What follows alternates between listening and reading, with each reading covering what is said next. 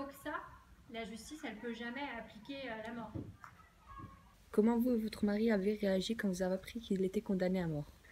Alors, à savoir que moi je l'ai appris alors que lui il était déjà arrêté. Donc il y a quand même 24 heures de différence du moment que lui il a été arrêté et que moi j'ai appris la nouvelle par la télévision néerlandaise en fait.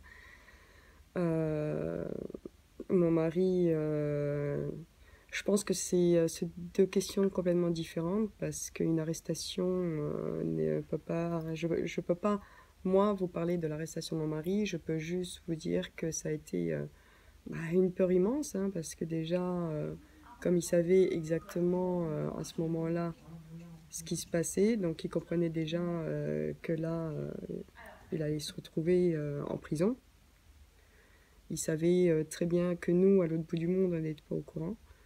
En fait, lui, de son côté, il a été effondré pour nous.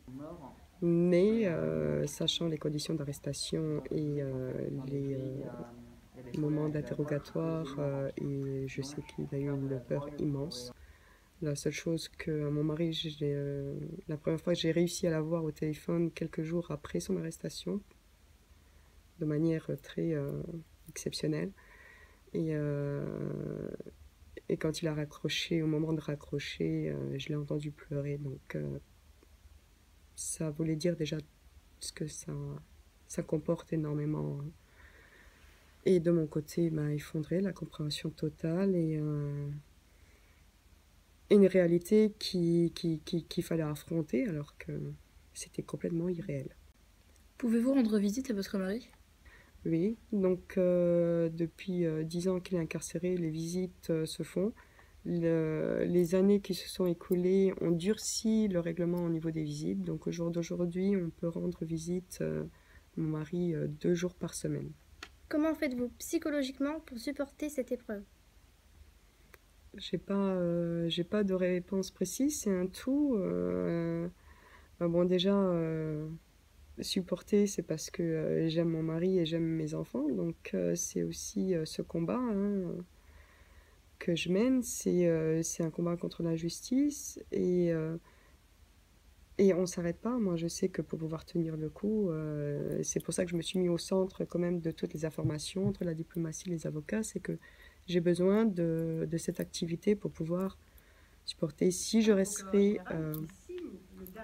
à ne rien faire, je pense que c'est là que je m'effondrerai parce que je ne serai pas dans l'action. J'ai besoin d'être dans l'action, j'ai besoin de me battre.